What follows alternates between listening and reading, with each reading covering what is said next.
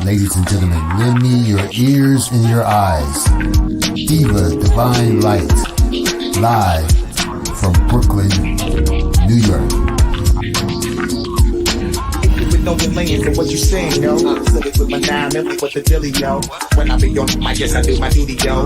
While up in the club, I be while in the studio. You don't wanna vibe, nigga, really and truly, yo. My main thug, nigga named Julio, he moody, yo. I'm a nigga that'll slap me with the tulio. Bitch, nigga scared to death, act fruity, yo. Fuck that, nigga shorty, she a little cutie, yo. The way you shake it, make me wanna get all in the booty, yo. With no delaying for what you saying, yo. Diva Divine Light.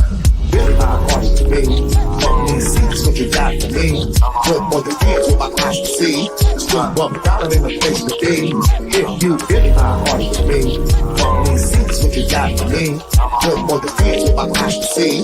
Still $1 in the place to be. If you. You're watching Diva, the Divine Light. A fun-loving, caring, passionate person who talks about sex, celebrity, and real-life issues, and even abuse. So hit that like button and make sure you share the show. Really my heart to me. See what you got for me. Put more than fans with my eyes to see. Still $1 in the place to be. If you really my heart to me. See what you got for me. Put more than fans with my eyes to see. Still $1 in the place to be. If you really my heart to me. See what you got for me. Put more than fans with my eyes to see. Still $1 in the place to be. If you really my heart to me. See what you got for me. Put more than fans with my eyes to see. Still $1 in the place to be. If you. Here comes the pitch, and it comes in wide. On the combo.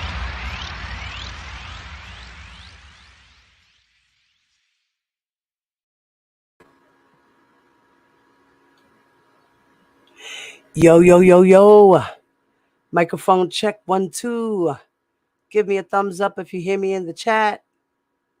Please, thank you. I'm on my new microphone, guys, by the way. Let me know how it sounds. How's it doing? Do I sound loud enough? Do I sound too loud? Give me a thumbs up, y'all. Welcome back. Welcome back. Hey, Truth. What's up, Angelica? Hey, Eva. Well, he does talk about his instincts and impulses and things of that nature and things that happen in stages of his life. So if you guys are here for it, get your popcorn, sit down, get your tissue if you need to be, and get your questions out there. So does anybody hear me? Can you please give me a thumbs up in the chat to the 2 of you that are in here? Maybe the 4 of you that are in here?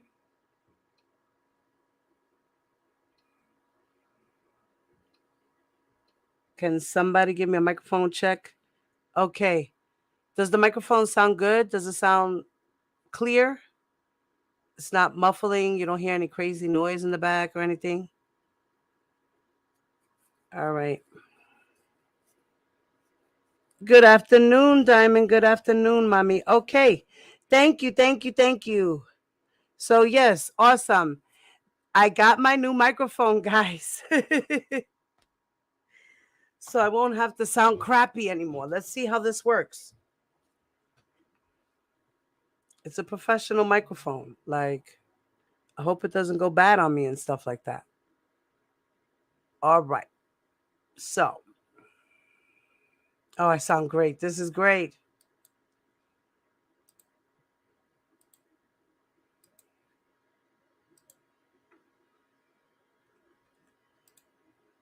All right.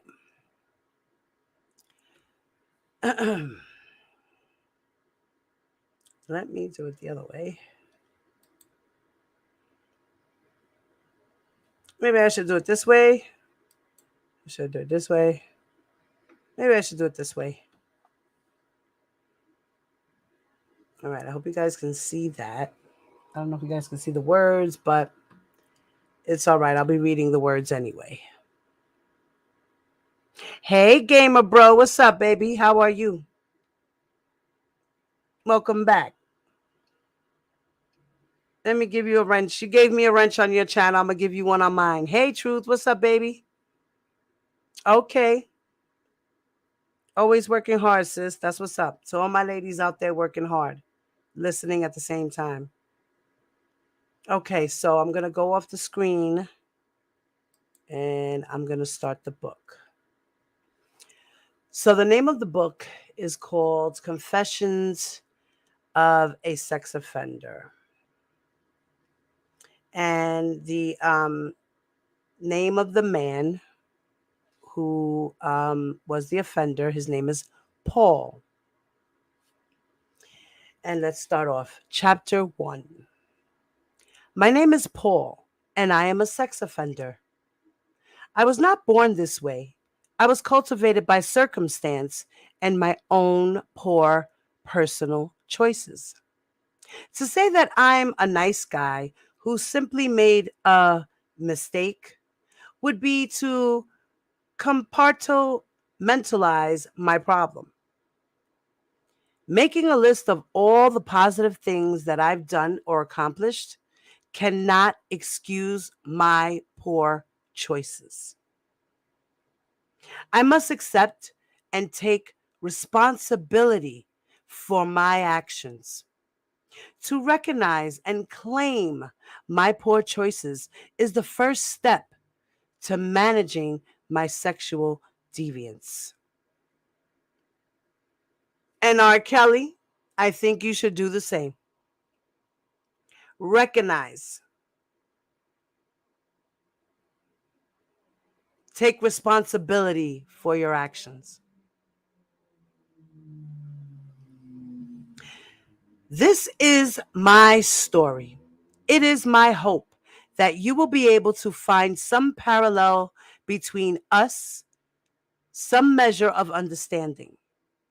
Perhaps as you read this, you will be able to say, I know what he's talking about. That happened to me too. Or, I feel the same way. Friend, let me encourage you. You are not alone. So, this book, I'm dedicating this book to R. Kelly and his supporters. I am dedicating this book to you guys. May he one day listen to this video.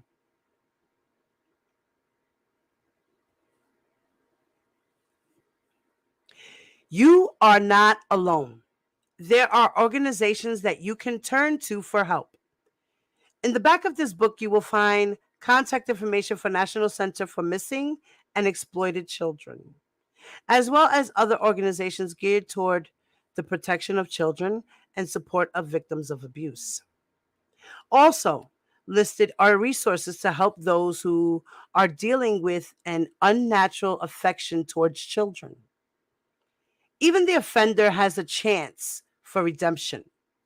No one is too far removed to be helped. We can stop the cycle. My childhood and sexual history.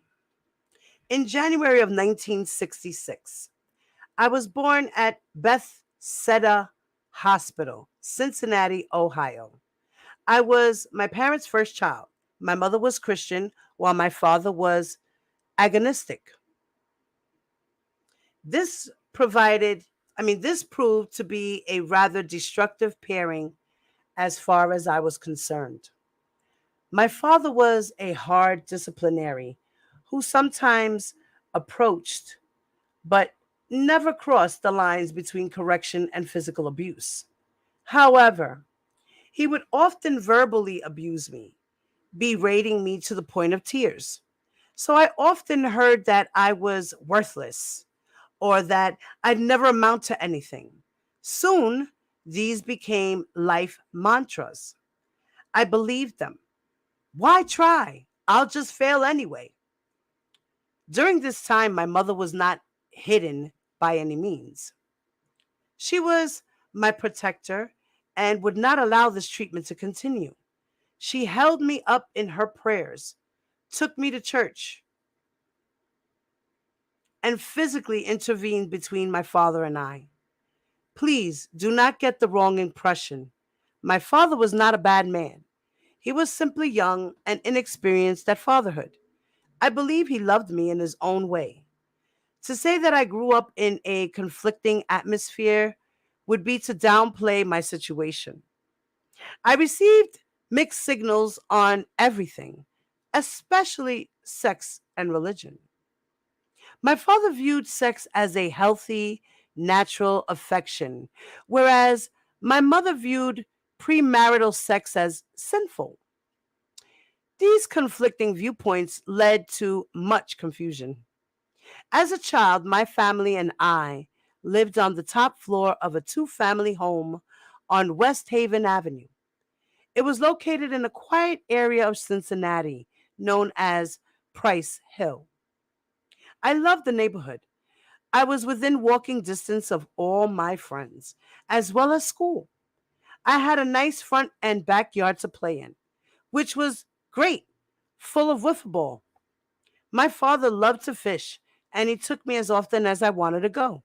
We fished, we camped, and we enjoyed each other's company. I have many fond memories of Pioneer Park Lake and the time spent with my dad. Those were good times. When it came to discipline, however, my father had little patience with me. I was my mama's boy. She rarely spanked me and instead would tell me, just wait till your father gets home. In hindsight, that may not have been the best way to go. I feared my dad. I loathed him at times. I may have even hated him. I know I hated being around him for the most part. After school, I would sit in front of the TV watching cartoons until 5 p.m. This was the time my father got home from work. I made sure I was out of sight. Whether I was in trouble or not, I just didn't want to be around him. I believe he loved me in his own way because my room put the burden on him to correct me. My dad got labeled the bad guy, which was really unfair to him. My maternal grandparents lived on the first floor of the house. I loved my mama and my mom and my papa. They provided me a safe haven when I wanted to escape my father, which was often. Another perfect setting, but perfection is never really what it seems. Around the age of 3 or 4, my grandfather began sexually molesting me. I didn't understand what was happening, and I told no one. I mean, why would I? This was my papa, whom I loved. So this must be okay, right? For the sake of etiquette, I will not disclose details of my abuse. I will only say it lasted a few years. During this time, we lived next door to my best friend, Steve. Names herein have been changed for anonymity. Both of our fathers collected issues of Playboy magazine. Around the age of 8, Steve and I would steal the magazines and hide under his bed to render our best stick figure drawings of the nude women. This ended abruptly and embarrassingly when his mother caught us in the act.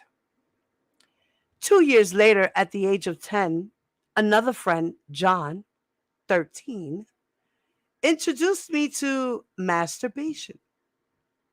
His father had several men's erotic magazines, which he allowed him to look at. We used these magazines to arouse ourselves, and he showed me how to masturbate. This became a lifelong affinity. At the age of 12, I lost my virginity to a female Sunday school classmate of the same age. Out of respect for her memory and privacy, I will not even give her a pseudonym. She will remain nameless. This was not the only memorable event to occur at this time. It was during this period that my parents divorced, and I began suffering with strong bouts of depression and suicidal urges. When I was 14, I saw my first pornographic movie while on a family vacation with my mom and stepfather. I also began collecting erotic magazines, which I had either found or stolen. I was a typical teenage boy with out of control hormones. I soon entered my sole long term relationship when I was 15.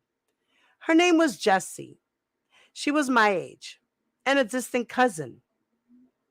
I learned she was being sexually molested by her father, a Pentecostal preacher. Once again, my confusion between sex and religion came to the forefront. Outwardly, I claimed to despise what her father was doing to her. Secretly, however, I often fantasized about her abuse, creating mental pictures in my head of how the scene may have played out. I was aroused by the idea of sexual power and control. To be old and wise, you first have to be young and stupid. Chapter 2. Jesse and I were together, off and on, for 3 years. I broke it off prior to enlisting in the Navy in 1984. After 2 years in the Navy Reserve, I decided to go active duty. I was assigned to the USS Shasta AE 33, home ported in Concord, California. Within months of reporting to the ship, we departed on a 6-month cruise to the Orient. We traveled to the Philippines Islands, Hong Kong, Singapore, and Thailand. I solicited several adult female bar girls, prostitutes, for sex during this cruise to Asia. Upon returning stateside, I continued my clubbing and began patronizing various strip clubs and adult video bookstores in order to feed my lust. When my tour of active duty in the service was over, I returned home. At the age of 23, I began living with two exotic dancers just across the river in Ludlow, Kentucky. The work at a club known they worked at a club known as the Brass Ass Lounge in Newport. One of the dancers had a 10-year-old daughter. There was a chance encounter one day with the daughter and a friend of the same age, where I saw them nude. It was this day that I personally acknowledged arousal by children.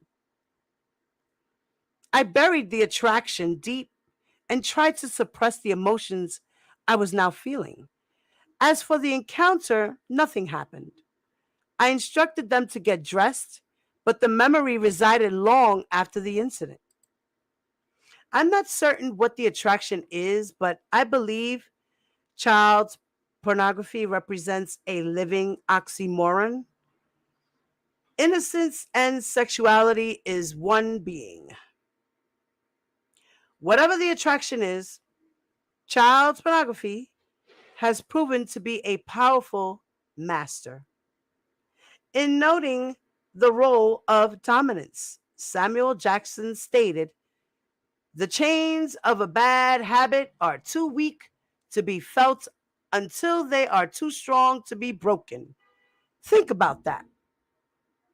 From this point, things grew continually more fantasy orientated in my life. My mental stability was greatly hindered. The struggle between sex and religion grew. I would amass a collection of pornographic videos and magazines, and then I would start going back to church. I would destroy the collection, only to leave church after a few months and begin in collection anew.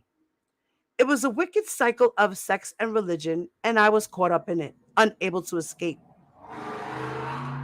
This is what my life had become: go to work, watch movies, view pornography, go to sleep, and repeat.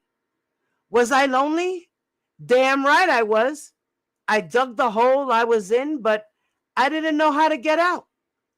I could not break the cycle. In fact, at that time, if I had known how, I would not have broken the cycle. Pornography had a strong hold over me. I realized I had a problem, but I saw no one I could turn to. I was sinking even deeper into my perversions. I was a slave to my lust and was not ready for the change.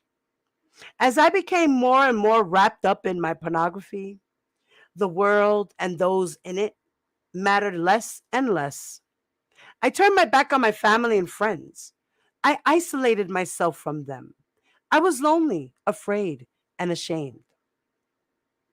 My deviant thinking and gratification was all that mattered to me.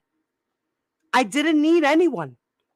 I needed only that next fix that came from masturbation. Over the years, I had several broken adult sexual relationships, which I would sabotage before they became too emotional. I wanted to be loved, but I didn't want to be hurt. My partner's pleasure was of no consequence. All that mattered was my gratification. There was never any real intimacy involved. I had companionship when I wanted it. I was alone when I wanted to be. My feelings of depression and suicide, however, were heightened. I was in utter misery. I believed I had to have sex with as many women as I could in order to prove my masculinity. After all, variety is the spice of life, right? This is how I saw it. Imagine a Christmas tree with presents everywhere, different shapes, different sizes, but all wrapped in the same paper. Not much appeal. Now, picture the same tree with the presents all wrapped in varying festively colored paper. Even if I knew that each present contained the exact same gift, I needed to open them because now they were different, even though they were the same. The presents are women, and although the gift is the same, the packaging was unique, and so they needed to be opened. I hope that mistakes, I hope that makes sense to you, my friend. I also developed a strong knack for mentally undressing a woman. They became one of my many fantasies. They looked the way I wanted them to look, behaved as I wanted them to behave. I am more than certain that this sounds familiar to many of the men reading this. I used to believe there was nothing wrong with that. After all, it was just my imagination. But I've come to learn that this manner of thinking is wrong because I am essentially trampling on their privacy. I suspect that many people would not take kindly to knowing they were the object of someone else's sexual fantasy or perversion. As I aged, I felt the need to date younger and younger women. I needed that 20 something trophy. I believed that women my age always hurt me, so I discounted them. I needed a youthful female. There is a primal urge in men to procreate, and female youth represents fertility. I discovered that women were the source. Not a true statement, but I thought so at the time. Of my personal pain and began objectifying them more and more. She had no hopes, no dreams, no fears, no life. She was simply a means to my gratification through either encounter or fantasy. It did not take long to regress from the 20 something women to the barely legal teens. 18 and 19-year-old girls became my new fascination. Somewhere around the age of 30, I became obsessed with images of nude female celebrities, the women I held on a pedestal. I searched the internet for hours looking for nude female celebrities. In addition to the internet, I persuaded magazines and movies. I pursued magazines and movies. Anything I could get my hands on. By viewing the images and movies, I could retreat into a world of fantasy. I could see the love I yearned for portrayed on the screen, and the women became my objects of desire. I'd envisioned them loving me as I became the leading man on the screen. I wanted to know the love I witnessed on the screen. But it eluded me, mocked me. I thought, this will do it for me, but I realized I was wrong. It only served to whet my appetite. One perversion led to yet another. This obsession with nudity was ever increasing. I needed something more. I needed a new high. Images of nude celebrities were just the start of the slippery slope I began to ride. I realized that my sexual attractions began to diversify. I found myself quite unexpectedly being fascinated and incredibly aroused by transsexuals. I began viewing transsexual websites and videos. Though I have never acted on this action, it has led me to seriously question my sexual orientation. Am I straight or am I bi? I could not satiate my lust. I began viewing even more extreme sites, including incest, bestiality, submission and domination, and rape. One day, I happened upon some child artistic nude sites. These sites were non explicit and seemed to be taken from a naturist setting. My arousal was rekindled, and I figured I was not hurting anyone. I was just looking at some pictures. These images fueled my desire to masturbate. I now found myself wanting more from the images, something more sexual. I then began actively searching the net for child P. I believe it is safe to say that girls are maturing physically faster with each generation. The world is becoming more sexualized and children more exposed to it. They wear makeup to look older, dress more provocatively to look older.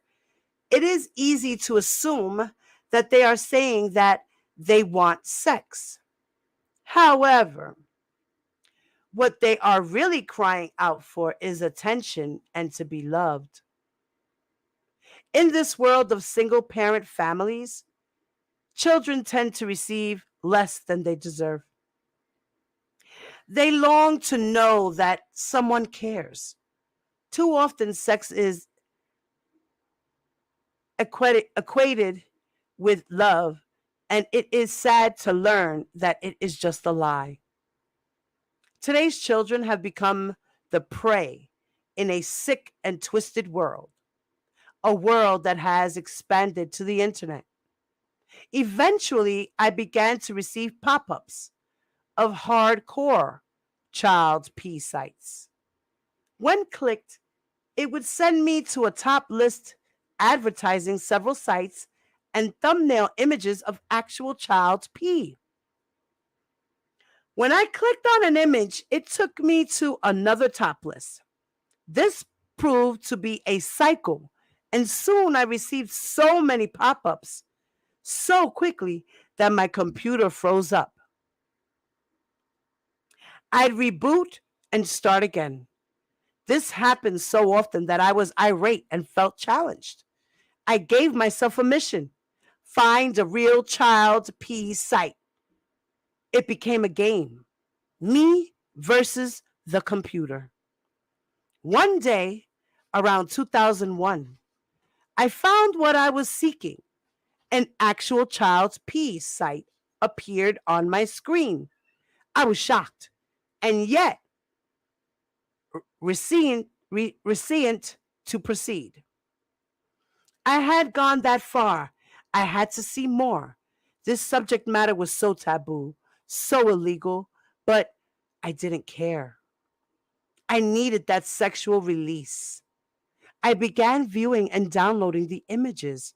At the pinnacle of my collection, I had between 600 to 900 images. It's easy to make excuses and justify my viewing of child P. I believed it was a victimless crime, if a crime at all. I did not harm anyone. I was simply looking at pictures in the privacy of my own home. To further justify it, I replaced the word illegal with taboo. Somehow, this made it seem less wrong. These images proved to be my downfall and yet provided the means of my escape. Again, let me say this. Let me say that it is easy to justify things, but it is more difficult to stand up and face the facts, the truth of the matter. I never allowed the truth to cross my mind. All I was interested in was my own gratification. The truth is, the children I viewed were forced to commit those sexual acts, either by force or coercion. What I was viewing on my computer monitor was a crime in progress, a rape in progress. Even if the children wanted to have sex, they could not legally give consent. A child is mentally undeveloped, and adults should be their role models, their protectors.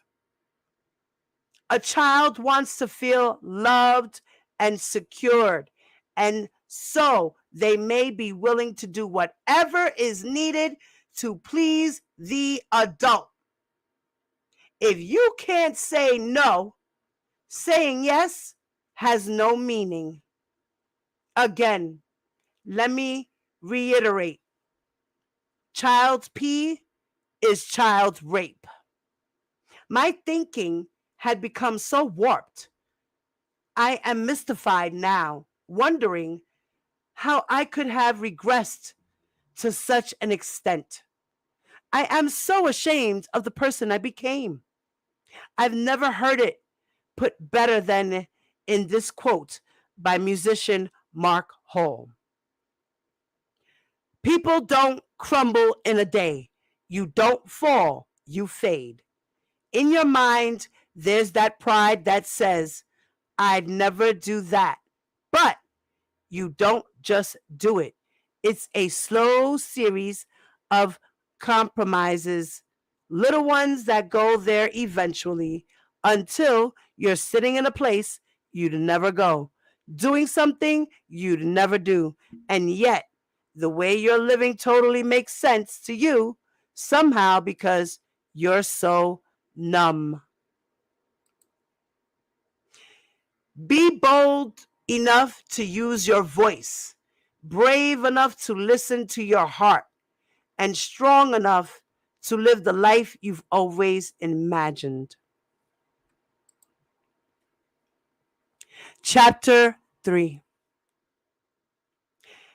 In the few years prior to my arrest, I became increasingly reclusive.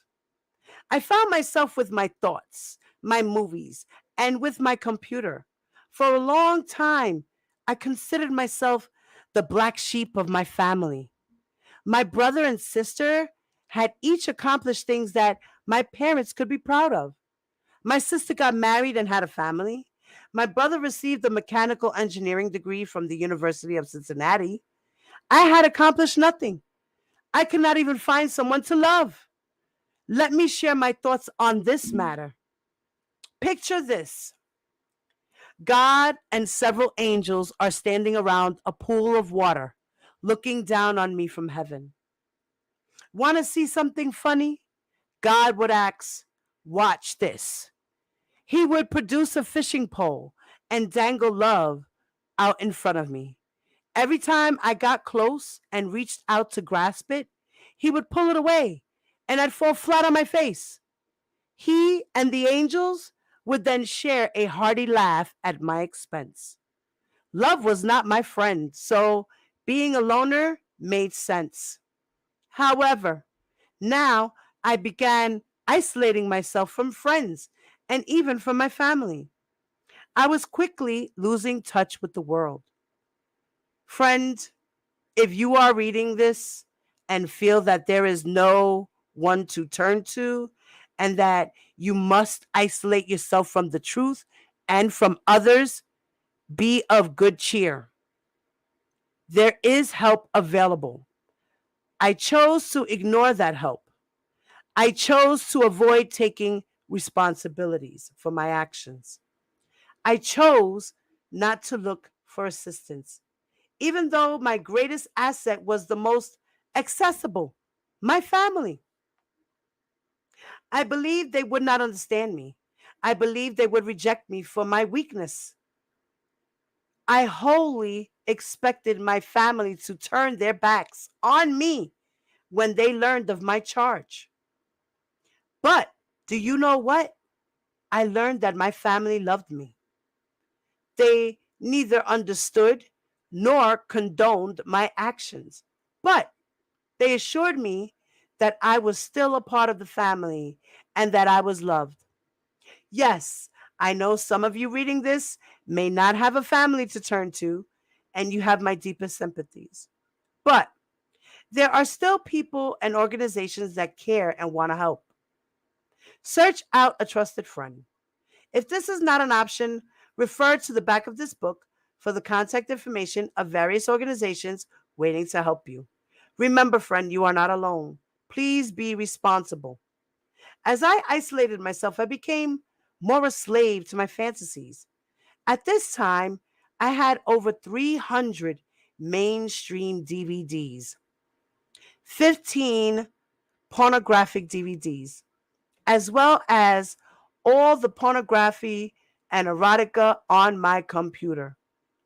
I knew I could always escape reality to live the one I viewed on my screen. My thinking was if I could see it in a picture or on the screen, it was just a movie. It wasn't really real. For me, the line between fantasy and reality was blurring. From 8 a.m. to 4:30 p.m., my life belonged to my employer. From the time I got home, I could live anywhere I wanted, be whomever I wanted, and do whatever I wanted. If I were not in front of the TV screen, then I was in front of the computer screen. Fantasy became my reality. In the spring of 2005, I moved into a beautiful new two-bedroom apartment. A couple of weeks after moving in, I returned to my former residence to check on any mail which may have not been forwarded. I was informed by a neighbor that the FBI had been there asking questions about me and left a business card for me to contact them. This made me extremely nervous. Dark clouds of fear swept over me. I had never been in trouble before. Never had a traffic ticket. I had never seen I had never even seen the inside of a courtroom or a police station. But now federal agents wanted to see me. I knew what they wanted. There was no question in my mind. It was the child's pee on my computer.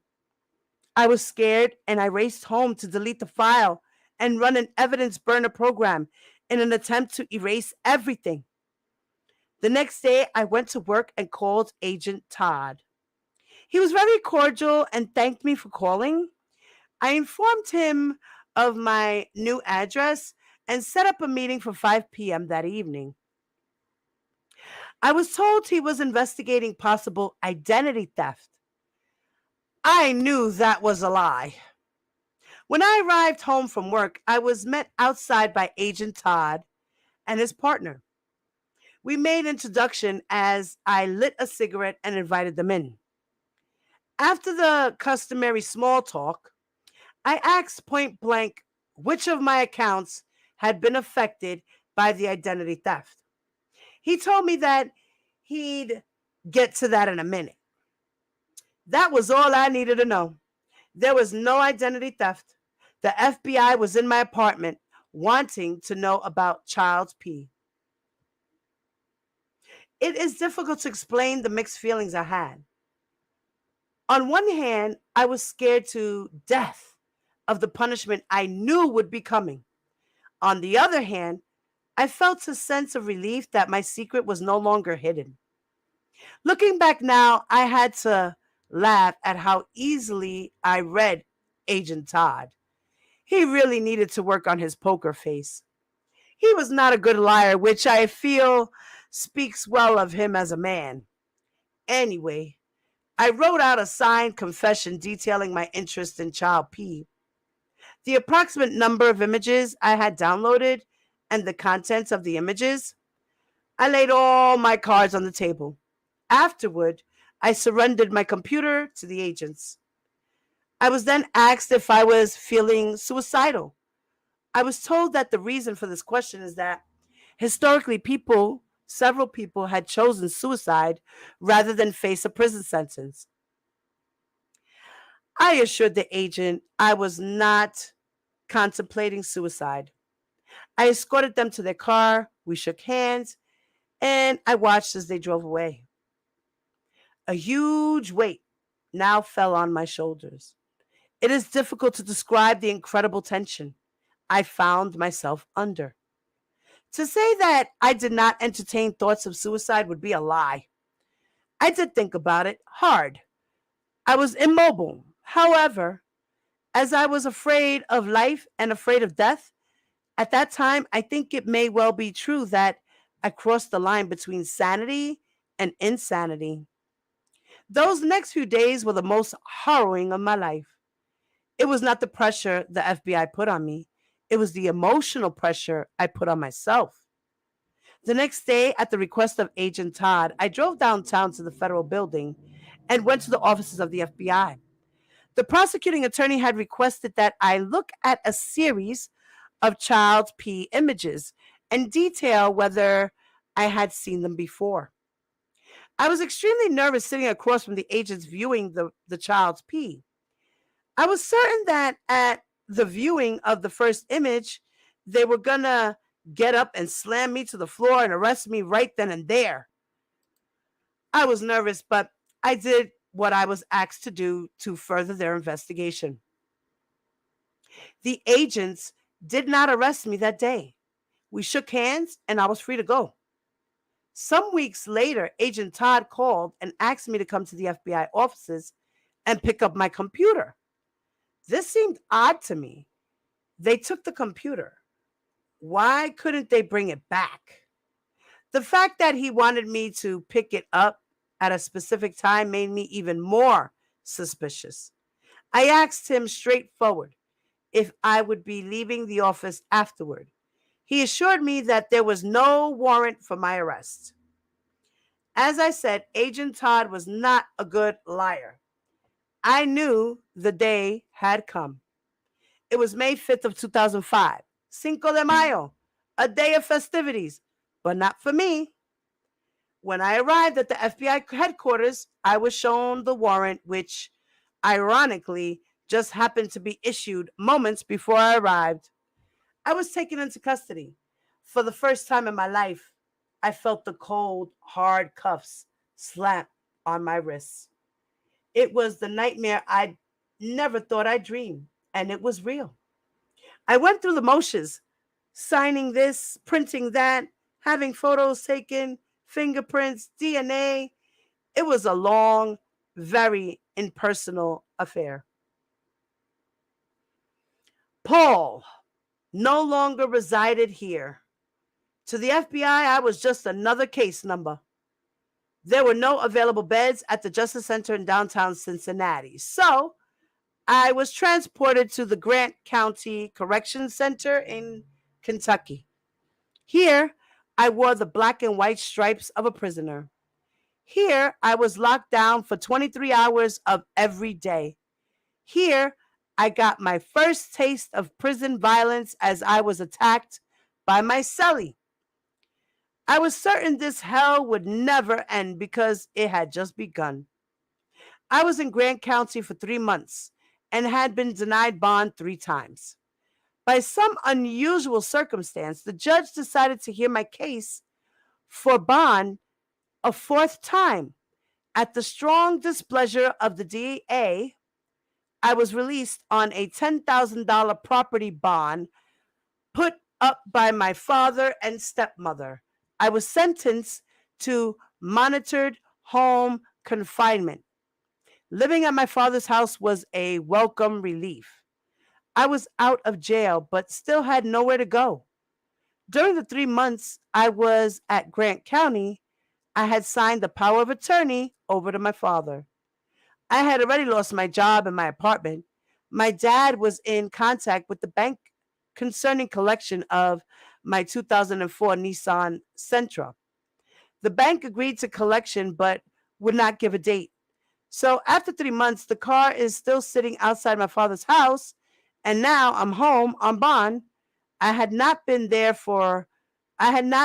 a week before the repo man showed up. Not only did I lose my car, but I had to watch as it was taken from me. I loved that car and felt my heart was wrenched for me. During home confinement, I was permitted to go to church. Before my arrest, my good friend Angie told me that she had been praying for me, and that touched my heart. There was only one church I wanted to attend, her church, Jarrell Missionary Baptist Church. Before my first service, I set up an approved meeting with the pastor, Bishop Timothy Moore. I informed him of my charge, that I was going to prison soon, and an approximate length of sentence. I told him that I desired to attend Jarrell, and without batting an eye, he welcomed me. Don't think of your past as a chain around your neck. Thank God for every detail of your life and believe He has permitted all of these things to bring you to the place where you are now. Amen. And that was a prison praise. Okay? God puts you in prison for a reason. And there's your statement. Over the course of the next 3 months, I attended Jarrell Missionary Baptist Church regularly. I began to know the fellowship with my new brothers and sisters. I stood out quite prominently during the service as I was sometimes the only white person in a predominantly all-black church. This was an interesting situation. Here, I felt like an outsider because I knew I would be leaving soon, as I felt as if I were lying to all these people. But I also felt great love from them. I struggled with mixed feelings as I concealed the truth of what was soon coming. During this same time, I was attending court-ordered therapy session at ICRON, a mental health facility. In order to understand my thoughts and actions, I learned in therapy that I must look into my past and shed light on the shadowed memories. I needed to break those forgotten pains and come to terms with my anguish. My offense was just a mere symptom to a deeper problem, a deeper psychosis. While in therapy, I slowly began to accept and claim my actions. I found the ability to look into the eyes of others once more. At this time, I read the book, Chuck Colson Speaks, and came across this very endearing quote. Private immortal, immora, immorality, wait, private immorality has public consequences.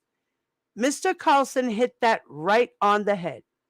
It's funny how simple truths evade us when we are busy doing our own thing, and how profound those same truths are when we are caught.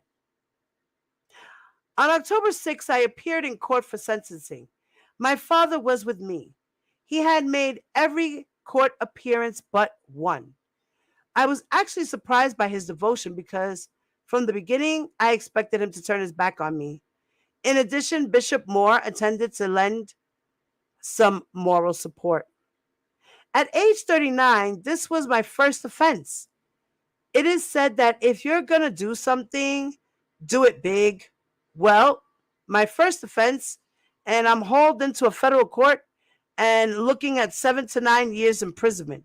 However, the judge showed leniency and only sentenced me to 60 months, much to the displeasure of the DA.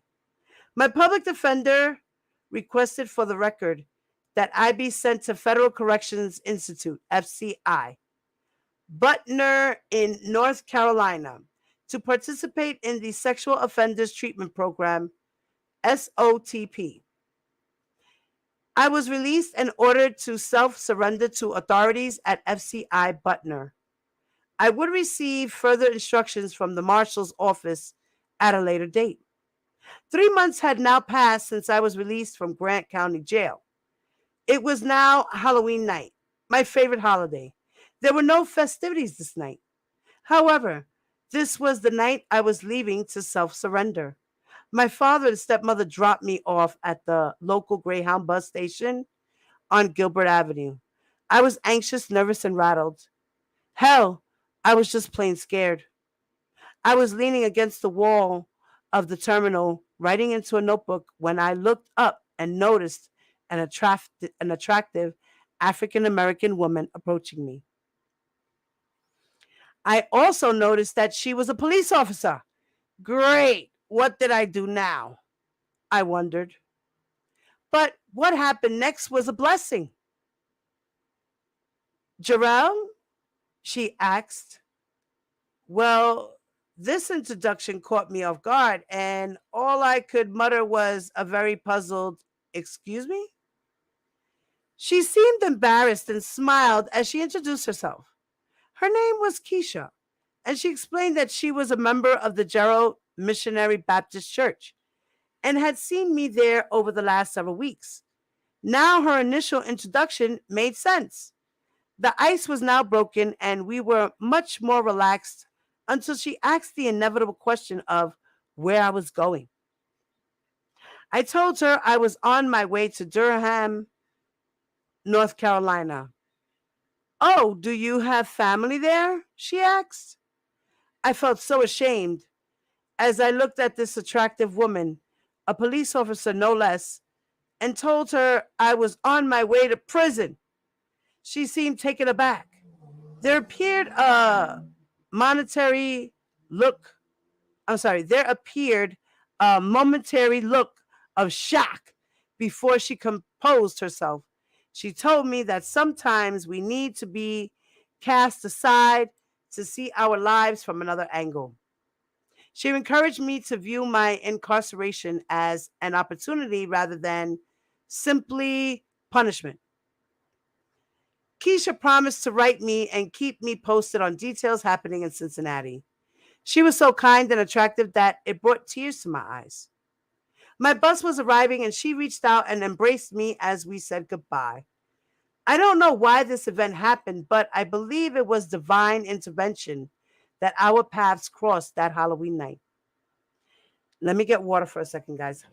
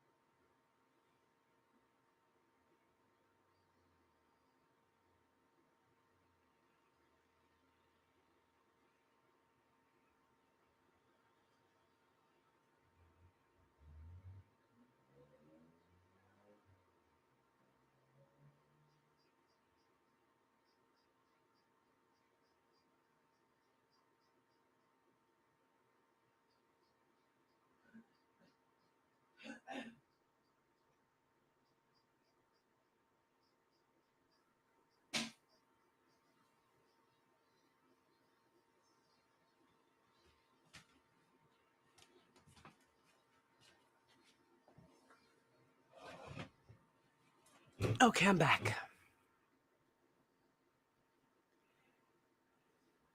My bus was arriving as she reached out and embraced me as we said goodbye.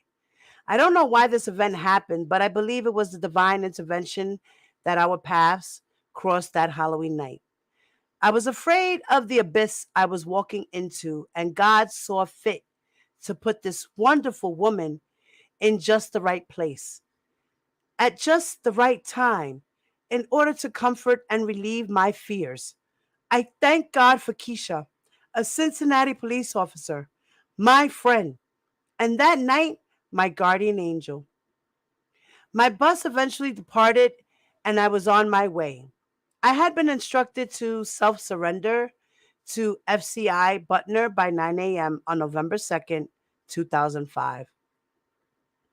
My bus trip was approximately 28 hours, and I arrived in Durham the evening of the 1st.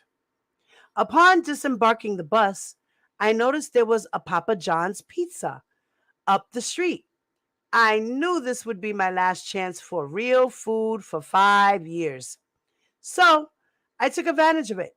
I ordered a large extra cheese pizza and took a cab from the depot to the Butner compound. It turned out there were three institutions: the FCI medium security, the FMC low and administrative security, and the camp, which is the lowest security. I did not remember which I was going to, so I had the cabbie pull into whichever. We arrived at the Federal Medical Center, the FMC. Reluctantly, I entered the building and proceeded to the main desk in the lobby, pizza box in one hand and the slice I was eating in the other. I was bound and determined to enjoy that last bit of civilian pleasure. I gave the officer my name and said I was there to self surrender. She checked her list and I was not on it. I jokingly asked if that meant I could go home now. I am certain she sensed my nervousness and eased my tension by humoring me with a laugh. She contacted the other institutions to find out where I was to report. She sent for a car, and I was transported to the FCI, or Federal Corrections Institute. When the car arrived, I was met by a CO, corrections officer, and even permitted to sit in the front seat. The CO spoke kindly to me, like a human being. It was one of the last times I'd be treated with civility for the duration of my sentence. It was about 8 p.m. on November 1st when I arrived at the FCI. I was instructed to remove my jewelry and piercings and pass through a metal detector. After being questioned, stripped searched, and given a jumpsuit to wear, the officers boxed up my personal belongings, except for my glasses, and prepared to ship them back to my father in Cincinnati. Since it was after normal working hours, there was no one present to process me into the system. I wasn't transported to the SHU, Special Housing Unit, for the evening. My check-in time was 9 a.m. on the November 2nd. Well, the time came and went, and I was still in the hole, the term associated with the SHU. It was nearly noon before anyone came to get me. I was informed that an APB was being issued for my arrest for not reporting. Before it was issued, however, they discovered that I had been on the compound for 12 hours. The APB was canceled. Thankfully, I was under the impression that I'd be starting the sex offender treatment program immediately. This did not happen. I was informed that I would not be working the program until I was approximately 18 months out from release. I was more than a little agitated and nervous, especially when I was told I was being transferred to the general population. According to the TV shows I watched, this is where everything bad happened, especially if you were a sex offender. I was so afraid of what came next. When I was taken to the compound, it was nothing like I imagined. FCI Butner was a large compound that resembled a college campus. lots of trees, green grass, and open spaces. Had I not known it was a prison, it may have been a cool place to hang out. It had more than its share of recreational and athletic amenities. It was an exceptional compound. At the FCI, we lived in various housing units named after major colleges. There was Duke, North Carolina, Clemson, and others. I was assigned to the largest unit, Georgia Tech. I was very fortunate as I was assigned to a first floor wet cell. A wet cell means it had its own toilet and sink. My first cellie was from Texas. We roomed together for about 4 months until he was released. A couple of years later, through some inconceivable, preposterous twist of fate, he would re-enter my life story. He married my mother. But that is an entirely another story. It was while at the FCI that I met my very first she-male or transsexual. Her name was Cindy.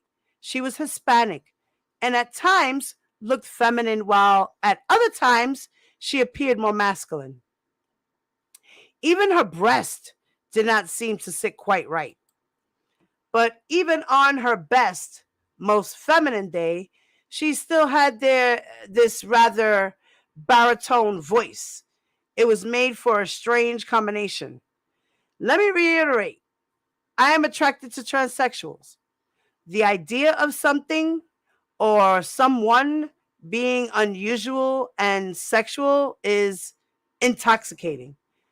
I concluded that if I ever met a very passable transsexual and we were attracted to one another, I'd go bisexual and pursue the relationship. FCI Butner had its share of stories for me. Let me share with you my sorta kinda almost maybe had a visit once story. After having been at the FCI for a few months, my dad and stepmom decided to take a vacation and come out to see me.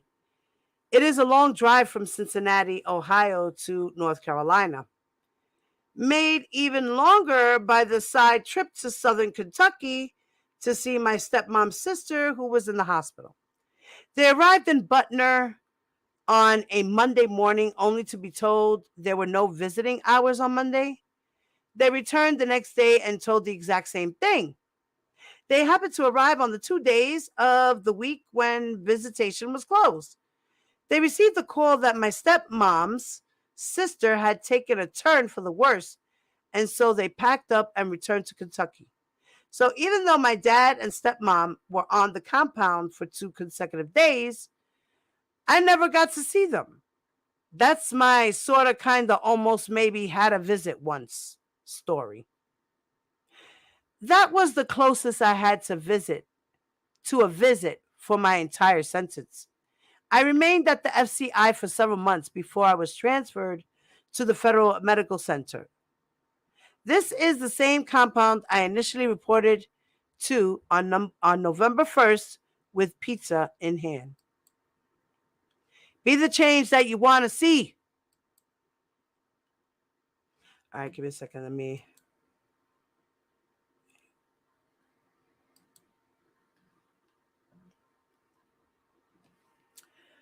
get some water.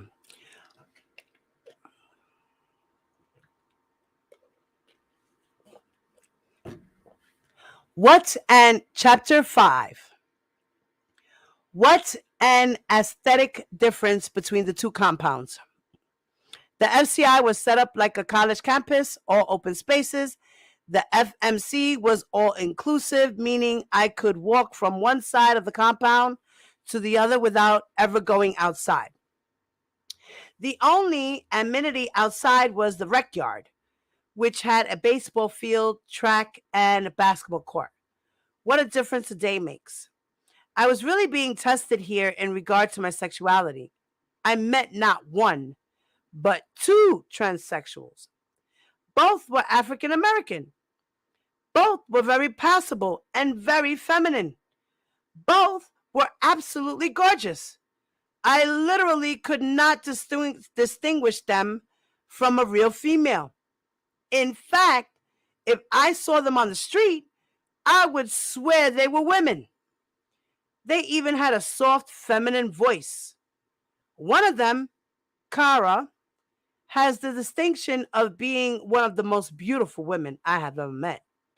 She and I would sometimes lock eyes, and had she not been transferred, I would have thrown caution to the wind and pursued a physical relationship with her. This type of behavior is strictly forbidden in the judicial system, but it occurs often nonetheless. As it stands, I did not act on my transsexual attraction. However, I view Kara as a lost opportunity to expand my horizons. I question my sexual orientation even today. I was incarcerated at the FMC for 2 years. During this period, the sexual offender treatment program at the FCI compound was terminated. There was the introduction of the new Adam Walsh Act. Questions concerning civil commitments and where the federal SOTPS would be located. So a decision was made eventually to house the next stop at the FMC Devons in Ayer, Massachusetts. As I approached 19 months prior to my release, I was granted a transfer to FMC Devons so that I may participate in the 18th month voluntary residential sex offender treatment program. Devons is a former Army base with an interesting layout. It is long and narrow. An inmate can go up the long or down the walkway. He could not turn left or right. It was just a straight shot in one direction of the other, or the other. I reside here from March 2008 until my release in late November 2009. There was so much to learn and digest, so much information, and so little time to practice what we learned. The program was originally longer than 18 months. We were allotted. The program had been condensed due to, I believe, budget constraints. All the stories you've read about prison or seen on TV are all true. The violence, the gangs, the beatings, the rapes, all true. Perhaps not true for everyone, but true nonetheless. Once it is learned that an inmate is in for a sex crime, he will be considered by the population as a chomo. Ha ha ha! There goes that word, guys. Chomo. He will be considered by the population as a chomo or child molester, even if the charge did not involve a child. The label will stand and the inmate will be targeted. Depending on what facility an inmate is sent to, can well dictate how short life as he knows it will be. A sex offense carries a lot of negative weight in a prison environment. Inmates tend not to take well to child molesters, rapists, or other sexual offenders. If this frightens you, good. Friend, I do not want this for you. You do not want this for yourself. If you are struggling with illegal sexual compulsions, wake up and get help now. Please get the help you need. If you are struggling with illegal sexual compulsions, wake up and get help now. In the back of this book, you will find contact information for various organizations that can help you overcome your weakness. Please do not follow my path. Your gratification will be fleeting, and the time you serve may be long. If you are anything like me, you may be saying that collecting child's pee and masturbating to the images gives you the needed release to satisfy the sexual impulse for a victim. Get used to that word, victim. The viewing of these illegal images do not mean you will physically abuse someone, but it could be the next step in your cycle. The first step in managing sexual deviance is the acknowledgement of the possibility of reoffense. Wow. His book is deep, guys.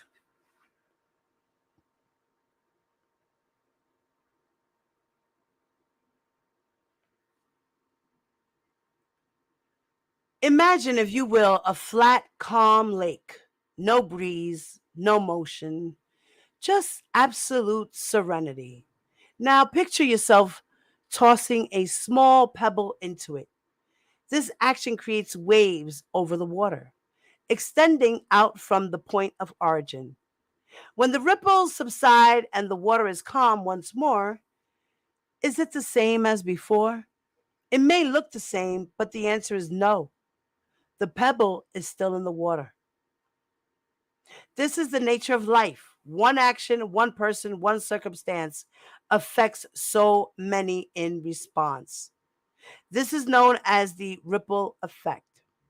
The ripple of a sexual offense extends from self to the direct victim, to the family, to the community, to the nation, and even the world. Yes, one defense can change the world. Let me share with you my personal ripple effect by reason of my offense. Personally, I forfeited my career with the city of Cincinnati. I lost my self respect, my freedom, my home, and even my car. My victims, the children in the photographs, will have dealt with loss of innocence, feelings of guilt and shame, trust and emotional issues, loss of self esteem, strained relationships with family and friends, and even sexual confusion. My family struggled with alienation, distrust of me, disrupted lives, embarrassment, and the possibility of vengeful acts imposed by others. My community suffered shock. There was paranoia, added work for law enforcement, monitoring of my registration, and developed property by reason of proximity to my residence. Nationally, new laws made by forthcoming increased taxes, fear, erosion of cultural standards, and possible travel restrictions. Okay, give me a second, guys. I gotta take a break. Let's see what you guys are saying out there. Hey, True, thank you for the super sticker, Mama. Thank you.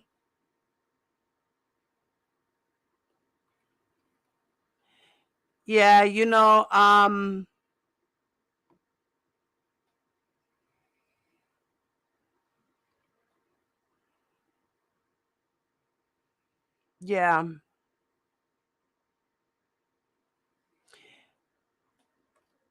Let me see. We go. Hey, Latrice.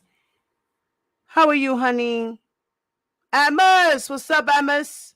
Wings, Black Diamond, what's up, baby? 504 girl, what's up? The Truth, what's up, my lady? Thank you so much for that, by the way. Charlotte, hello. Hi, Diamond. Hey, Miss Lynn. Hello, Bev Davis. Hello, Take. Hi, honey. Hey, Matisse. What's up, my ladies in the building? What's up, y'all? Hey, Aisha.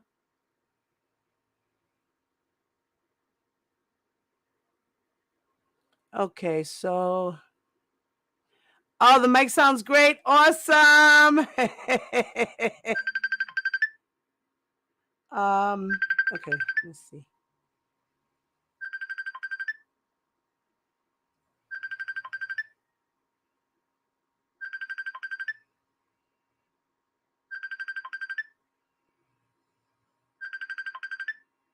I'm trying to find it. I hate when I can't find it. Ugh.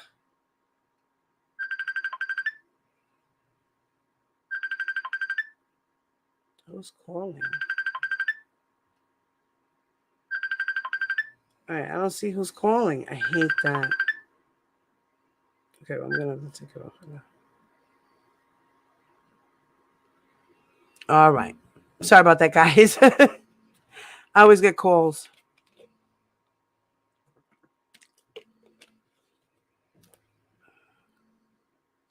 All right, see what you guys are saying about this. Truth said, this is just sickening to me. Yeah, but this is coming from a person who's admitted his wrong, who has in a way repented of his sins, and he's trying to give a warning to people who have the same impulses like him, you know?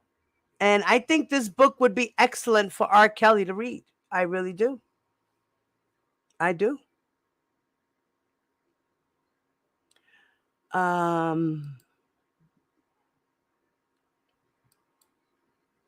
Just checking in to show some love, Diva. Got one more meeting, then done. All right, baby. That's crazy. Okay. I'm just sick listening to this. That's crazy. Truth, me too. Hey, Diva in chat listening while I'm with my dog. I hope everyone's having a great day. Hope you are too, Mommy Rockin'. What's up, baby? Okay. I just found out a guy I've known for 25 years got arrested for 25 counts of possession of child P. Wow, that's crazy, Take. And you knew him for that long? My issue with this is most men share the same story.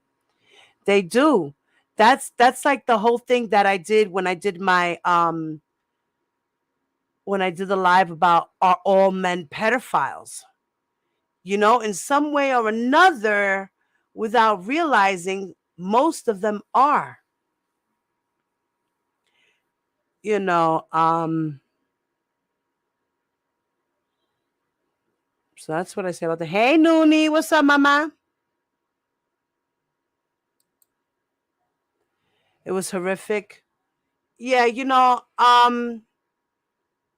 especially knowing that this guy was, he was building his lust for certain things. Little by little, he tried different things along the way, Like he said, it was like having a whole bunch of presents under the tree, and they're all the same thing, but they were wrapped in different types of wrapping paper, and they were attractive, even though it was the soil all the same.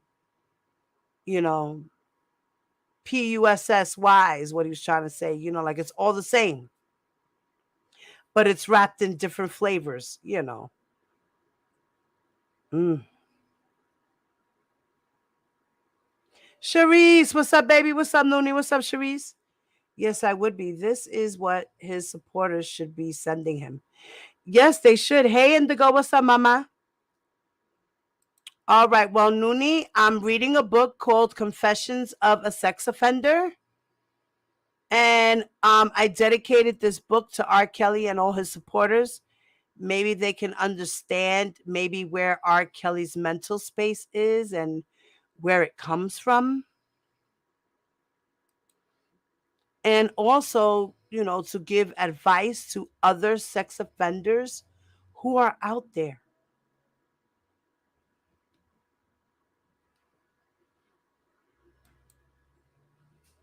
All right.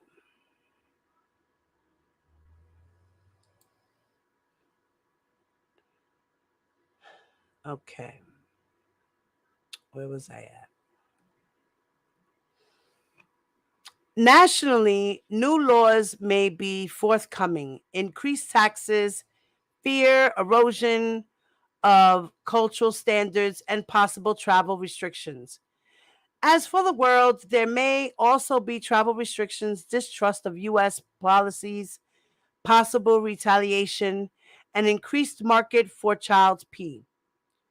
One action can set off a chain of catastrophic events. It's like a giant warped pyramid scheme. I never realized how far reaching the effects of my actions were. I believed I was a nobody. My life was inconsequential. In the film It's a Wonderful Life, starring Jimmy Stewart, the character of George Bailey reached an impasse and contemplated suicide as a solution. He envisioned the world as a better place without him. I have often felt that way, wondering what would the world be like if I had never been born. Did my life have any impact on the world, my family? I have no guardian angel to literally show me the vast differences as in the movie, but I now believe I am worthy of my life and my place in society. And friend, you too are worthy. You matter. You are important. I used to think that I could not stop looking at pornography anytime I wanted. I'm sorry. I used to think that I could stop looking at pornography anytime I wanted. I tell myself I'll quit when I get in a relationship. But yeah, I have a history of sabotaging my relationships. So where does that leave me? Round and round, I found myself in a continuous loop of sexually deviant thoughts and behaviors. Don't fool yourself. Habits take time to create and to break, especially the bad habits. There are no shortcuts in dealing with sexual deviance. You must acknowledge your shortcomings and seek professional help. Change is first internal, then external. Let me reiterate, there is help available. In the back of the book, you will find contact information of various organizations ready to listen and help. Take strength in that I have gone before you and many others before me. I am living proof of someone struggling with change. It can be done. I realize that you reside in your comfort zone, and so do I. But remember this, it is far safer to venture into the unknown than remain in misguided certainty. Dr. Spencer Johnson posed a very poignant question in his book. Who moved my cheese? He asked, what would you do if you weren't afraid? Think about that, my friend. Think about it and take responsibility for your actions. He who controls the present controls the past. He who controls the past controls the future. George Orwell. All right. Let me see. We're on chapter 6. All right. We're at an hour and a half. Okay.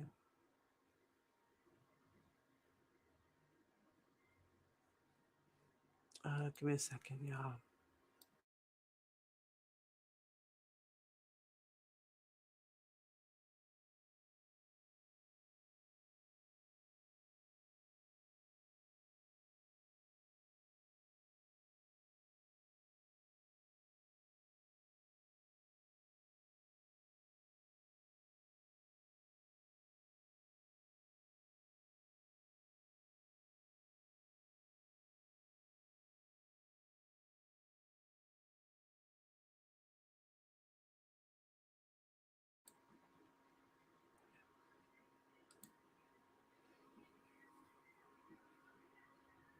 Chapter 6. The Sex Offender Treatment Program, SOTP, at FMC Devons consisted of 18 months of intensive training, along with group and individual therapy. It is both voluntary and residential, meaning all the participants are housed together. Completion of the program is not guaranteed. Successful completion is based on individual effort, adherence to program rules, and recommends by the doctors and staff and recommendations by the doctors and staff. It is a rigorous campaign. The program begins slowly with the Readiness Class. This is designed to introduce the inmates to the basic fundamentals and vocabulary of the program. That said, It is not a pushover course in any way. In fact, I knew I was in trouble with the very first question in the workbook. It asked, when you look at yourself in the mirror, what would you like to change? It seems like an easy enough question to answer, but we were pressed to include aspects of our deviance in our answers. To this, I replied, my low self confidence and low self esteem, my view of children as a sexual object, and that view should be legalized. The feeling that only a child could love me because they have not learned to hurt me yet. This program was a fight to change and be a better man. I can understand the self confidence and self esteem issues, but looking back, now I find it difficult to believe that I felt child P should be legalized. It is, after all, the rape of an individual too weak to say no. How warped my mind was, how warped my mind had become. You may be asking yourself if I still get excited when I think, write, or discuss child P. Before I answer that, let me describe how the question of arousal was described in these programs. Let's say that a man has an attraction for blondes. That is all he dates. Then he meets and starts dating a redhead. Just because he is dating someone new does not eradicate his attraction for blondes. That attraction is still there. Arousal is not something that can just be turned off like a light switch. It doesn't work that way. As for me, child P is still a trigger. However, what has changed in my response to that particular arousal? The SOTP is not meant to be a cure for the offender. It is designed to help the offender manage his arousals.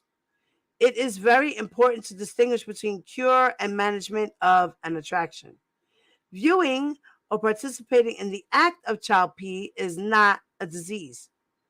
It is a cognitive choice made by the individual in response to either, wait, I lost my spot.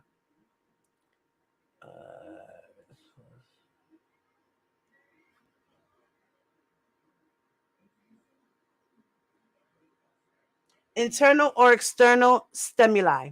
I choose to view child P. I chose to isolate myself from friends and family. I chose to forfeit my car, apartment, and career for a few fleeting moments of pleasure. I chose. The difference between the past and present is that I am now taking responsibility for my actions. I am accepting the impact my deviance created. This is necessary to foster positive change. I am now choosing to manage my arousals rather than allow them to dictate my life. My thinking had become so incredibly warped, however, I did not want to hear that I had harmed a child. I never hurt anyone. I was only looking at pictures on my computer.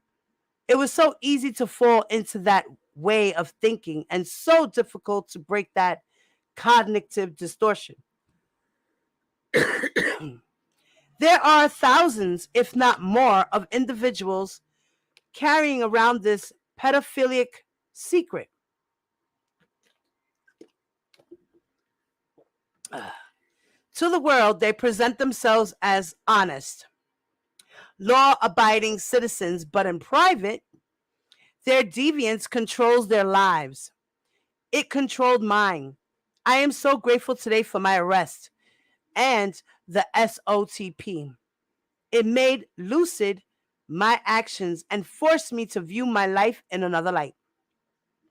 I was challenged every day during my time in the SOTP. I was forced to open closets and drag out those skeletons that had been hidden for so long, to take responsibility for the deeds of which I was so deeply ashamed. Why did I do them? Why must I remember them? The answer is to discover who I am and to survive. To discover who I am, I need to define who I was. It is extremely difficult to come to grips over the misdeeds in life. To dig down to your core and honestly accept your actions is a daunting task. It is even more difficult to write them down and read them aloud to a large group of strangers and clinicians. This is what I faced. The project is called Readiness Statement and must be delivered before one's peers. I was afraid. No one had ever heard the things I was about to disclose. This was my readiness statement. I didn't do it. You got the wrong guy. I wish I could say that, but it would be dishonest. I did do it. I am the right guy. My name is Paul Stryker, and I'm a sex offender. I love pornography. What can I say? From my Playboy magazines to my XX movies to my internet images, I am a collector. If nothing else is going on in my life, I have my porn. Or more aptly, I have my porn.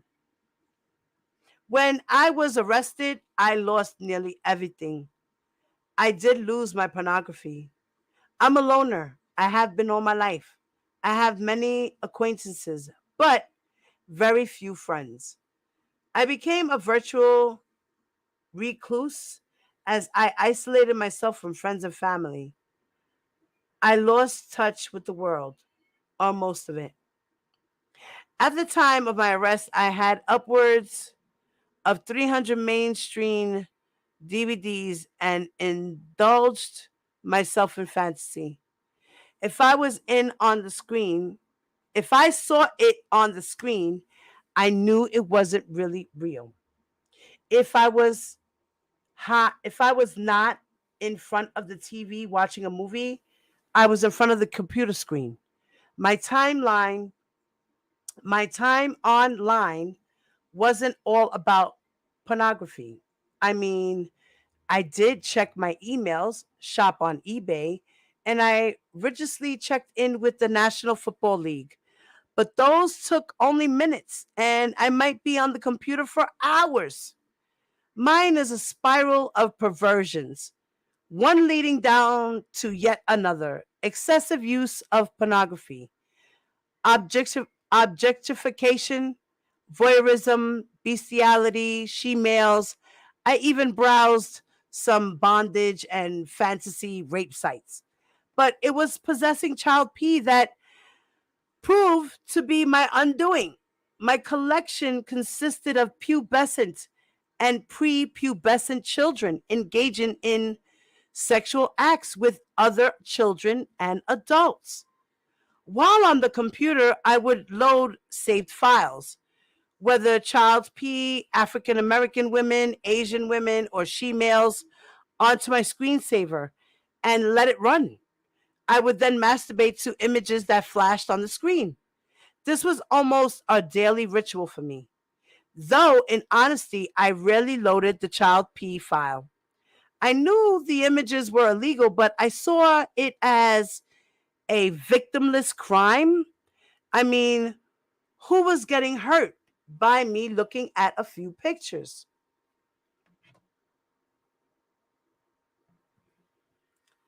Apparently, I was. My social skills suffered from being a recluse. If I developed a relationship with a woman, I was soon to sabotage the relationship so that I'd find myself alone with my pee once again. I could not afford to keep a relationship out of fear of being unmasked. My friends and family suffered by reason of my abuse from them. And I'm learning that I hurt those children, though I have never met them. I am the reason for their tears. My life was just me, my movies, and my pornography. Was I lonely? Damn right I was. But when I felt that way, I just load more porn onto my screensaver and masturbate again, and then go watch a movie, obsessing and indulging myself in fantasy. I tried several times to rid myself of the child pornography. I would send the entire file into the trash bin, but I could never hit the delete button. Such a tiny little action, and I could not press the key. I realized that I had a problem and needed help, but I saw no one that I could turn to. I understand that children should not be sexualized, but the fantasy was more of a draw than I could resist. I need sex offender treatment because I'm learning to recognize my deviant thoughts and behaviors. I am seeing and living the consequences of my thinking errors. I'm now in a position to receive the help I desperately needed on the streets. The shame is that it took a prison sentence to open my eyes.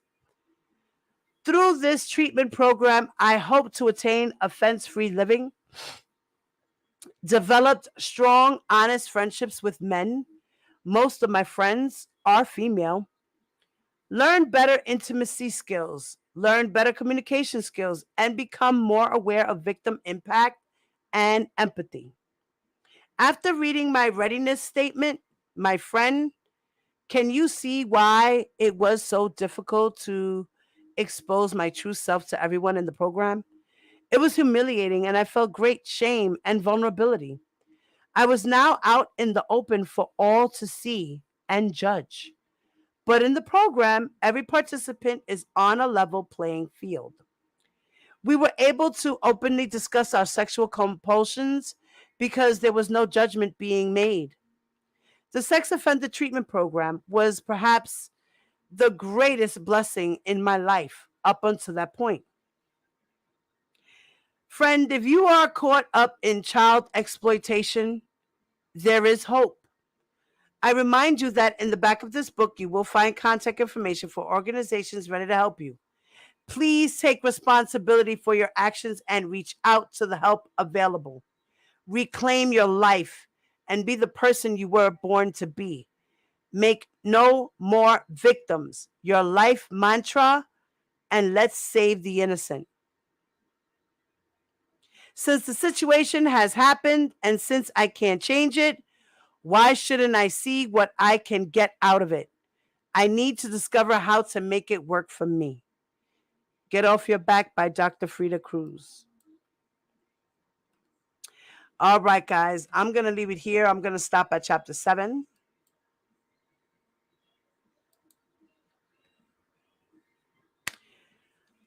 Uh, well, I just wanted to read that book. And like I said, I dedicate it to R. Kelly. And I hope that he gets the help that he needs while he's in prison. And may he realize that what he did was wrong and get the help that he needs. And I hope that he can finally take accountability and responsibility for his actions. So, and to all those victims of sex offenders, you will heal time and time. You know, it takes time. Sex offenders can redeem themselves and can become a part of society. And, you know, if they get the proper help they need, some can change, some can't. It's just the sad truth of the world. Some people you can fix, some people you just can't. So, guys, do me a favor. Make sure you hit that like button, okay? And before we leave, I had found a video which seemed kind of disturbing to me. So I just wanted to let you guys listen to the report, and then I'm going to end the live. Okay. It's about there was a masturbation disagreement which led to a murder at a Florida homeless camp. Being that we were in this mode of sex offenders and things of that nature and talking about masturbation and things like that, I just figured I'd drop this in your lap and check it out. Let me share with you my screen.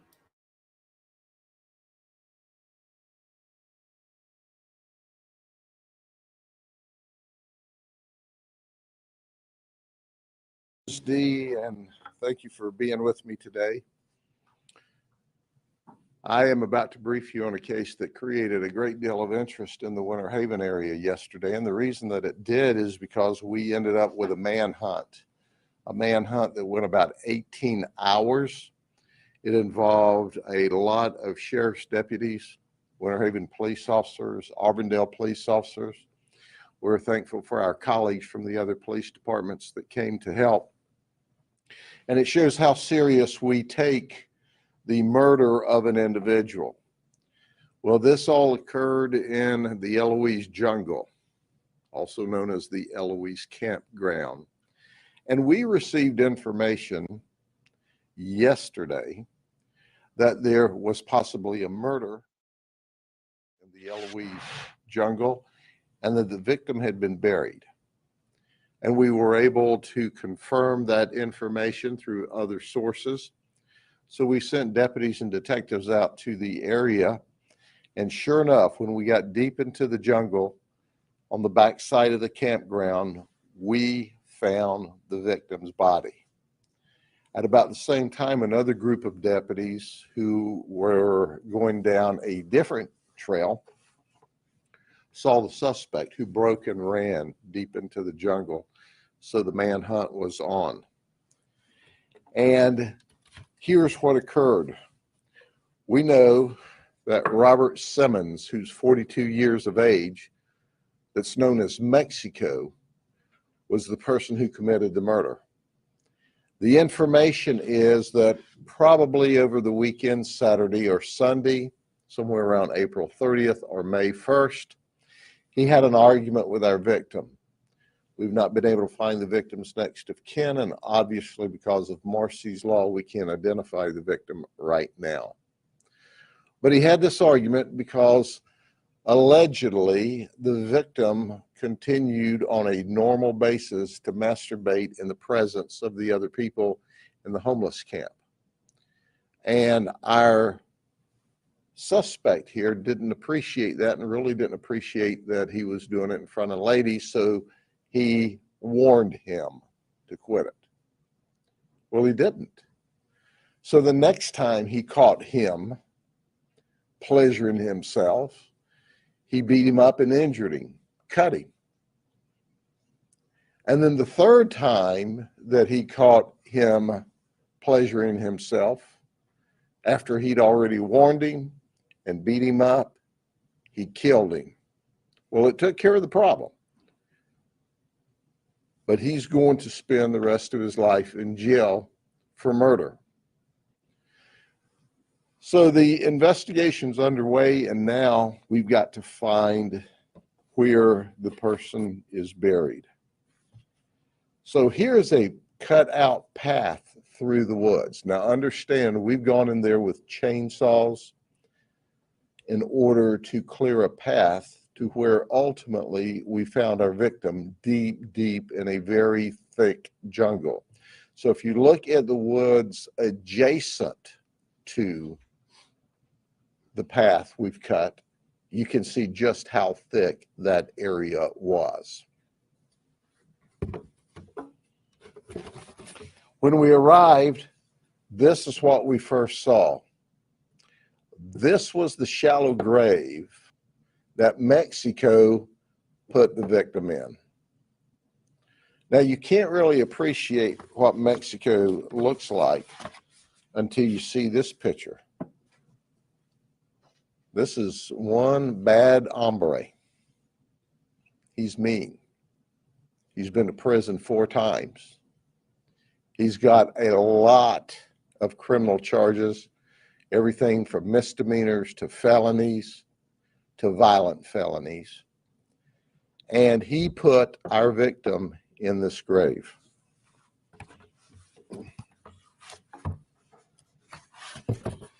This is our victim after we've excavated the grave, and you can see the empty grave, and our victim on the shore of the grave. Our victim is no saint either. Our victim has been to prison 8 times, double the amount that our suspect has. He has 33 previous felonies and 35 misdemeanors, where our suspect has 4 prison trips, 16 felonies, and 4 misdemeanors. And Mexico, known as Robert Simmons, is currently on probation. Interestingly enough, both of them are members of gangs. Neither of them are in the same gang, nor did this fight occur because they were gang members. In fact, the fight happened because Robert Simmons didn't like the conduct of the victim. So last night we searched all through the night. Our chief, Steve Lester, when the rains came and it was hugely dark, said, look, we've just got to set a perimeter and pick this thing up in the morning. You can't see. It is a thick jungle, and we've got to keep our folks safe. So we set this very tight perimeter, and at daylight, we started our search again, and we were able to push through the Eloise campground. And we were able to push him out the backside where he gave up without a fight. In fact, it was interesting. He told the deputy on the perimeter, I've had enough of this. And he threw down the knife and said, this is what I used. So he ran to the perimeter, threw the knife down, and admitted that this is what he used. If you look closely at him, he's got a lot of mosquito bites. He said he went into the water last night and stayed up into the water up to halfway up his head to try to escape us and the mosquitoes. But I'm telling you right now, there's mosquitoes the size of bald eagles in that dadgum swamp. It is a rough area. We went in today and checked on the well-being of the other homeless folks. We had to displace some of them last night in order to keep them safe and to make sure that they too weren't victims of Robert. You see, Robert, known as Mexico, is violent, and he's dangerous, and he's a bad man. Well, he's an arrested man now, and he's here being interviewed in our Sheriff's Operations Center as I speak. While we were there, we also determined that some of the homeless folks didn't have groceries. So not only did we have a manhunt for 18 hours, but today we've gone back with groceries to feed those that were displaced yesterday. I appreciate the patience of the community because we had some traffic jams, but I think this illustrates clearly to everyone. These are 2 homeless people with a huge criminal record. Maybe someone would have made a value judgment about, we get to it when we can, we'll try to find the suspect when we can. That's not what we do here. Every life is precious. Every life is valuable. And we searched to recover the deceased victim, even though he had a long, illustrious criminal history and was homeless and living in the Eloise campground, as if it had been a relative of the President of the United States that was victimized.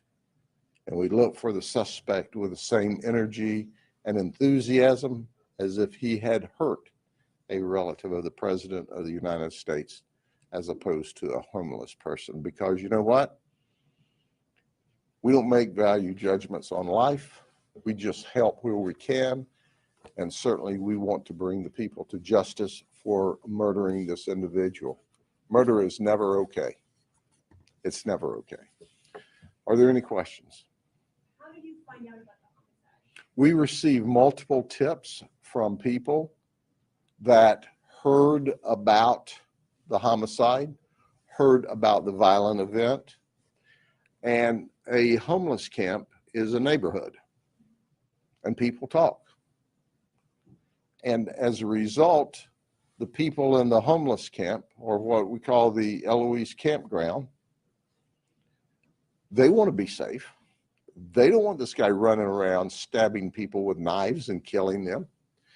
So we had several people come to us and tell us that, in fact, he had murdered our victim and buried him in a shallow grave.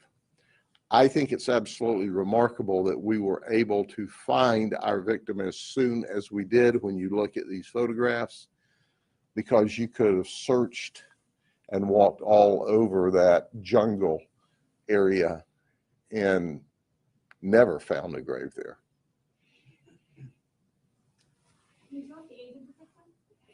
The victim, I believe, is, hold on, the victim is 39 years old. They both lived there in the Eloise campground. They both have been in prison. In fact, our suspect just got out of prison and was on probation for some other charges. Was it true that he was killed stabbed with a knife? We have not, obviously the autopsy has not been completed because we've just exhumed the body from the grave in the last, 3 or 4 hours. That autopsy will be tomorrow, but that's what our suspect said, and that's the information that we received, and that's what it appears to be. However, the body is in pretty rough shape, and there's going to have to be a autopsy for us to make an absolute determination. Were there others arrested as well? No, there wasn't. There, we hear a lot of talk, did someone else help him along the way?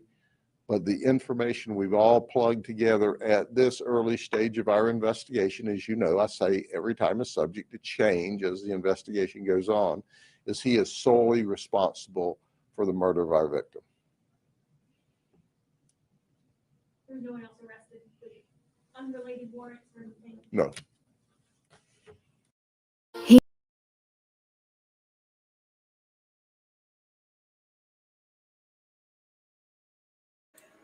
Okay, guys. That was a sad situation. You see how this one man took it upon himself. They were living in a homeless area in Florida, and he warned the guy, listen, stop playing with your penis in front of people, especially you got women and children here. He beat him up, and then the next time he slashed him. He told him again, told you not to mess with, do this and do that. He slashed him. And then the third time, he just killed him. No more. All of that because he was trying to protect his community from a pervert. So now this poor man is going to do probably life in prison for killing another man because what he saw was disturbing and disrespectful. And he took it upon himself to handle this man. And they're both gang members. Crazy story. So my point is, watch what you do because you never know who's watching. And someone might just take action. So on that note, guys, I am out. I hope you guys have a wonderful Friday. Stay safe, everyone. And stay vigilant. Stay cautious on these streets because we got crazy people running these streets. Please. Thank you. Guys, don't forget, okay? Please hit that like button while you guys are still here in the chat. For those who forgot to hit the like button, please hit the like button before you leave the channel. Thank you very much, guys. If you're not subscribed to my channel, please subscribe to the channel. And hit that notification bell. Make sure you put it on all, okay? So you can get everything that I upload, all right? For those that are watching the replay, leave your comments in the comment section of the video, please. Thank you. Make sure they're respectful and they will stay. And you know your girl is out. I am Diva Divine Light, and I am out. Peace.